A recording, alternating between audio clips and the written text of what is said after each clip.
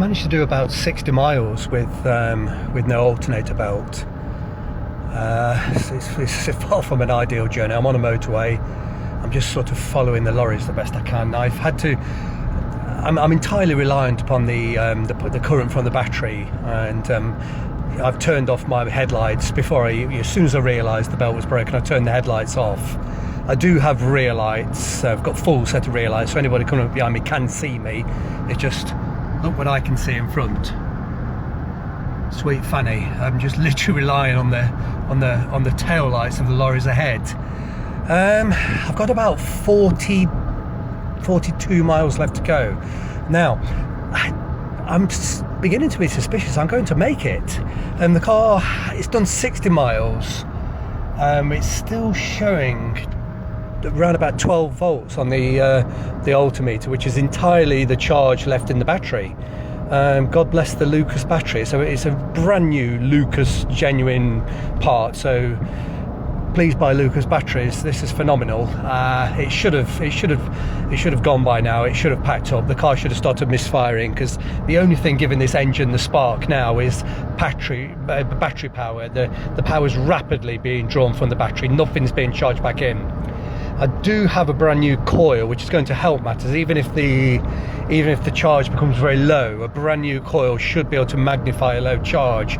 So it did look very doubtful an hour ago. I've been going an hour now. You know, this has happened, and it's sort of halfway into a 200-mile journey.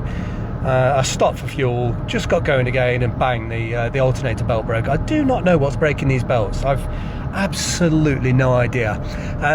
The first one, I just thought it was old, but then the guy that I bought the car off got in touch with me and said, I've only just replaced that about a week before you bought it. So then I thought to myself, well, looking at it, there was an awful, because the car had barely been used before I bought it in a decade, and there was quite a lot of surface rust on the pulleys. So I thought, well, maybe that surface rust is so abrasive it's ripped the belt to shreds. So I really cleaned the pulleys. The clouds, so you can see me do it on video if you watch going back a few weeks. Clouds and clouds of dust coming off the pulleys.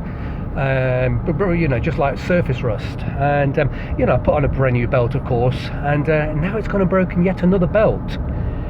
The alternator seems to be working beautifully. It's obviously kept this battery in very, very good condition, because it's got me 100, you know, where has it got, what, 65, 70 miles maybe now, with no charge going back into it, and it doesn't whistle or screech or judder. So I cannot imagine what's ripping these belts to shreds. I'm pretty sure I've got the tension correct, but I really do need to have a good look. And if anyone's got any advice or any ideas of what keeps breaking these belts. So in about 1,500 miles, this car it's literally just shredded them. It pulls all the little teeth off the belts. God knows what's causing that. But I better get off. I shouldn't be driving, and as we all know, people do rap me over the knuckles and even try to stiff me to the police for making these videos, which I know I'm naughty, but it is a little bit of a shithouse trick to sort of report me direct to the police. But there we go.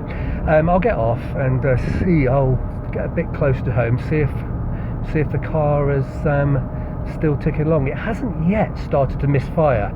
Once the current gets low enough, it will struggle to run on 6 cylinders, and it will go down to 5, and then eventually down to 4. Then I'll be really struggling to drive. But I think I can do 25 miles once it starts to misfire, and we've still got about maybe 35 miles to go. Hasn't misfired yet, so we'll see.